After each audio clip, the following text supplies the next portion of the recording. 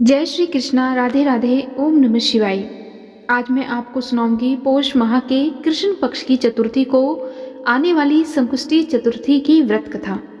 पौष माह के कृष्ण पक्ष की चतुर्थी को अखुरत संकष्टी चतुर्थी भी कहा जाता है और इस साल यह उदया तिथि के अनुसार 30 दिसंबर को है। मान्यता है कि इस दिन व्रत रखने से और गणेश जी की विधि विधान के साथ पूजा करने से सभी प्रकार के कष्ट दूर होते हैं और सभी मनोकामनाएं पूरी होती हैं। पौष माह की संकष्टी चतुर्थी पर पूजा के बाद इसकी कथा का पाठ करना अत्यंत शुभ माना जाता है, क्योंकि किसी भी व्रत में कथा पढ़ना अनिवार्य होता है। बिना कथा के पढ़े अथवा सुने व्रत अधूरा माना जाता है। पौष मास की चतुर्थी विघ्न विनाशिनी है और ये बड़े से बड़े संकट को भी दूर करती है। इस व्रत के प्रभाव से प्रभावशाली व्यक्ति भी वशीभूत हो जाते हैं। ये सभी विघ्न बाधाओं को दूर करती है। इस तिथि को गणेश जी के लंबोदर रूप की पूजा की जाती है। जो भी इस व्रत को श्रद्धापूर्वक करता है उसे सफलता अवश्य प्राप्त होती है।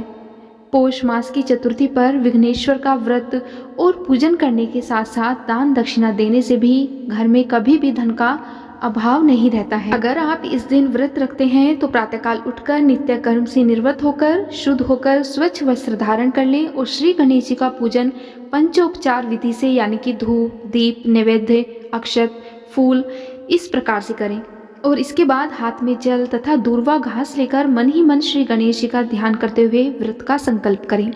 पूरे दिन श्री गणेश जी के मंत्र का स्तवन करें और संध्या को दोबारा स्नान करके शुद्ध होकर दोबारा से शुद्ध वस्त्र पहने और श्री गणेश जी के सामने सभी पूजन सामग्री के साथ बैठ जाएं।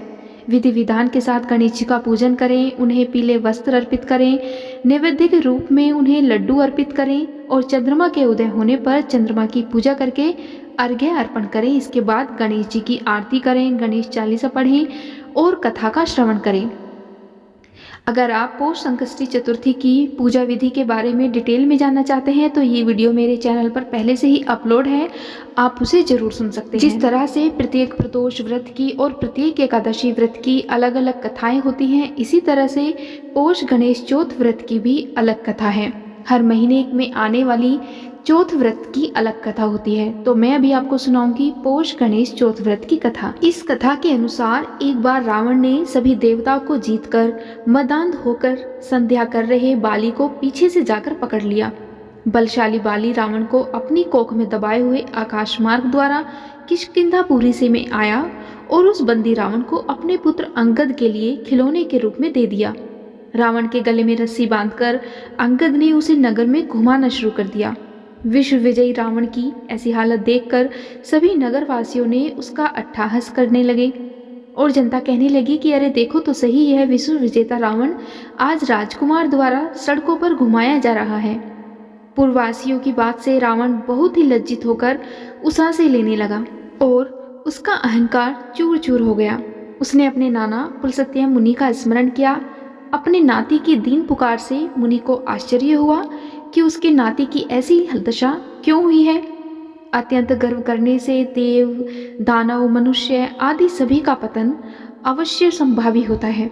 रावण के समीप आकर मुनि ने पूछा कि तुमने मुझे क्यों याद किया है।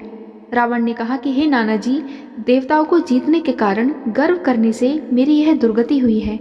मैंने संध्या करते हुए एक वानर राज को देखा। पश्चिमी महासागर के तट पर मैंने उसे पीछे से पकड़ने की चेष्टा की, परंतु मैं ही उसके द्वारा पकड़ लिया गया। मुझे उसने यहाँ लाकर गले में रस्सी बांधकर अपने लड़के को खेलने के लिए दे दिया है। इस दुर्गति को देखकर नगरवासी मेरी हंसी उड़ाते हैं।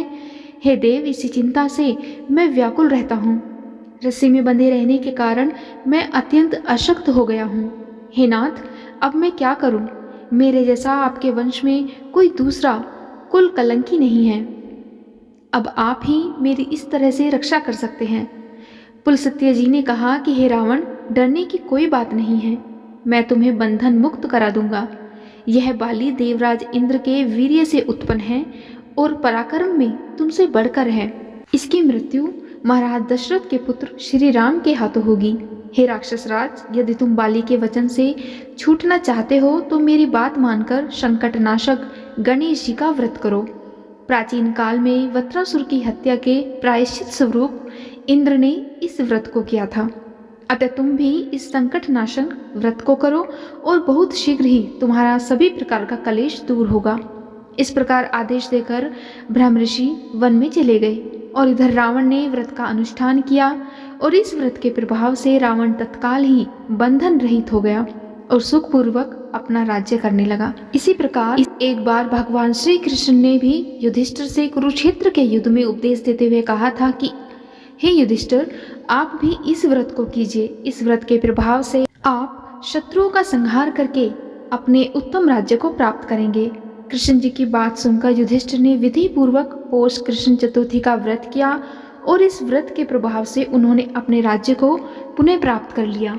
इसी प्रकार जो भी भक्त श्री गणेश जी का पौष मास की संकष्टी चतुर्थी पर व्रत बड़ी श्रद्धा पूर्वक करते हैं, उन्हें अवश्य ही सफलता प्राप्त होती है और गणेश जी की कृपा उन पर हमेशा बनी रहती है।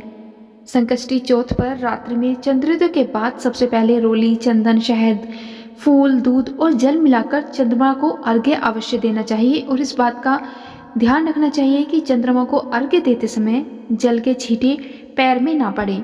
अर्घ्य देने के बाद अपना व्रत खोलना चाहिए और विघ्नहर्ता श्री गणेश भगवान को खीर का भोग अवश्य लगाना चाहिए, क्योंकि विघ्नहर्ता गणेश को लड्डू और खीर अत्यंत प्रिय है। इसलिए इस दिन जो भी भक्त भगवान गणेश की श्रद्धापूर्वक वंदना करते हैं, भगवान गणपति उनके सभी मनोरथ को जीवन में पूरा करते हैं। इस दिन जो लोग विधि पूर्वक व्रत करते हैं, भगवान गणेश उनके सभी बिगड़े काम संवार देते हैं। आज की वीडियो में इतना ही। उम्मीद है आपको आज की वीडियो अवश्य पसंद आई होगी।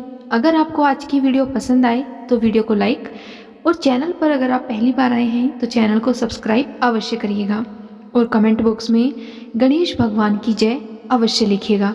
जय श्री कृष्णा, राधे राधे, ओम नमः शिवाय।